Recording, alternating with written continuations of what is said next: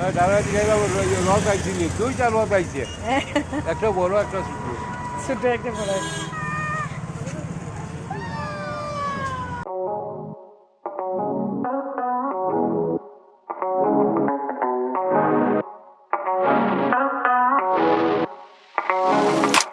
যথারীতি রথযাত্রার সবাইকে শুভেচ্ছা জানিয়ে আবারও শুরু করতে যাচ্ছি নতুন আরেকটি ব্লগ। সঙ্গে থাকছে শাহান ও সৃজা। তবে আগে অনেকেই আমাকে প্রশ্ন করেছেন যে এই যে স্মৃতিগুলো যেগুলো আমি এখন ব্লগ ভিডিওর মাধ্যমে আপনাদের সাথে ভাগ করে নিই, সেগুলো কি আগে কখনো হয়নি? অবশ্যই হয়েছে।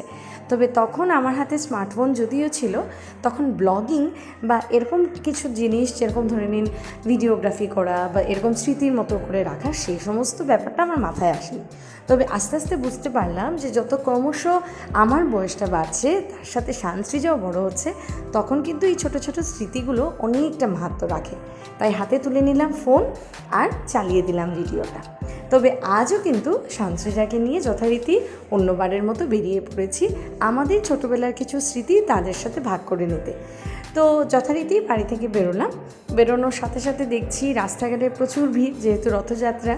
আর তাছাড়া বিভিন্ন রথ, কারোর বাড়ি থেকে রাধাকৃষ্ণ নিয়ে বেরিয়েছেন, কেউ বা আখড়া থেকে। তাই সেই সমস্ত কিছু বেশ একটা আনন্দ দেয় আমাদেরকে।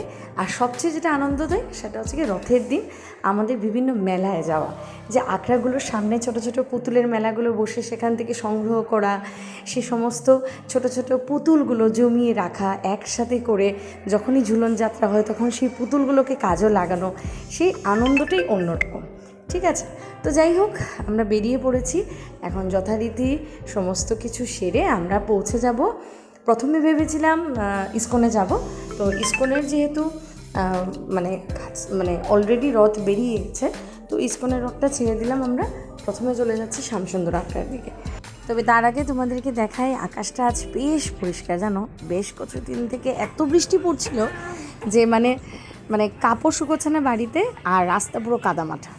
তো যাই হোক, তোমাদের সাথেও গল্প করতে করতে, আকাশের গল্প করতে করতে আমরা এসে পড়লাম কিন্তু সেই ভিড় জায়গাটা যেখান থেকে এত বড় রথ বেরোয়। শিলচর শহরে শ্যামসুন্দর আখড়া ও ইস্কন মন্দির দুটো জায়গা থেকেই বিরাট বড় রথ বেরোয়। তার মধ্যে দিয়ে শ্যামসুন্দর আখড়াতে আমরা প্রথমে আসলাম। আসার পর দেখছি চারিদিকে পার্কিং পুরো ফুল। আর এই যে মানে চৌমাথাটা বললে, হ্যাঁ চৌমাথাই বলতে পারো। চৌমাথাটা একটা সেন্ট্রাল রোডের রাস্তা, আরেকটা যায় দেবদূতের দিকে, একটা যায় শিলংপট্টির দিকে, আরেকটা যায় তোমার ইয়ের দিকে, কী বলে এটা নাম, জানিগঞ্জের দিকে। পুরো চৌমাথাটা কিন্তু পুরোপুরি ভিড়। কোনোভাবে মানে সানিকে রাজি করিয়ে আমরা তিনজনে মিলে বাইকটাকে পার্কিং করানোর জন্য রাজি করালাম, কারণ ও যদি বাইক পার্কিং না করে তাহলে আমরা যেতে পারবো না আর কি ওর জন্য। তো যাই হোক, আমরাও একটু গেলাম, কিন্তু একটা দুঃখের বিষয় কি জানো, অনেকটা জায়গা গিয়ে সানি বলছে যে এতটাই ভিড়, যদি আমরা হেরে যাই তো সেই জায়গাটা থেকে আমরা ফেরত আসলাম। কারণ এই যে জায়গাটা তোমাদেরকে দেখাচ্ছি, এই যে জানিগঞ্জের জায়গাটা, মানে খুবই ভিড় ছিল। পুরো মেলাটা ঘোরা হয়নি এবার। দেখা যাক, যদি শান্তি আরেকটু বড় হয়, মানে আবার বড় হবে নেক্সট ইয়ার, আরেকটু নিয়ে যাওয়ার চেষ্টা। তবে আমার মানে যেটা মনের ইচ্ছা ছিল রথ টানার, সেটা কিন্তু পূর্ণ হলো, জানো। যখন আমরা বেক করে আসছিলাম এই জায়গাটা, নরসিংতলার জায়গাটা, মানে তখন দেখছি বিরাট বড় রথ এসে, আমার যতটুকু মনে হয় এটা শ্যামসুন্দর আখড়ারই রথ হবে, এসে ঢুকছে। আর রশি টেনে টেনে মানে, আর আমাদের কাছে না একজোড়া আনারস ছিল। এটা প্রত্যেকবারই সানি মানে রথের ঠাকুরকে দেয়, জগন্নাথকে দেয়, জগন্নাথদেবকে দেয়, তো প্রত্যেকবারই আমরা দিচ্ছিলাম। তো এইবার আমাদের তারাপুরে যেহেতু এটা মিস হয়ে গেছে, তো আমরা সঙ্গে আনারসটা নিয়ে আমরা দাঁড়ানো ছিলাম। তো যথারীতি আমরা দিয়েছি ওইখানে, মাকে প্রণাম করেছি, বাবাকে প্রণাম করেছি সুস্থ থাকার জন্য। আর এই দিকটাতে আমরা এখন চলে এসেছি তোমার শিলংপট্টি লাস্ট মানে ইয়েটাতে, পয়েন্টটাতে বলতে পারো তোমরা ওমেন্স কলেজের ওই পোর্শনটাতে আর কি। এখানে এসে দেখছি মানে বিষ্ণুপ্রিয়া সম্প্রদায়ের যারা, ওরাও তো রথ বের করে, তো ওরা বেশ ধুমধাম করে জগন্নাথ ঠাকুরকে নিয়ে আসছে। তো এটাও আনন্দ করলাম। আর বেশ ঝুমঝুমি আর মণিপুরি বাজনা ছিল।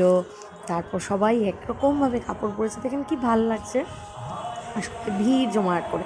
ওরা আমাদের তারাপুরের দিকেও গেছিলো, কিন্তু আমার আর সেই সময় আর মানে টানা হয়নি রথটা।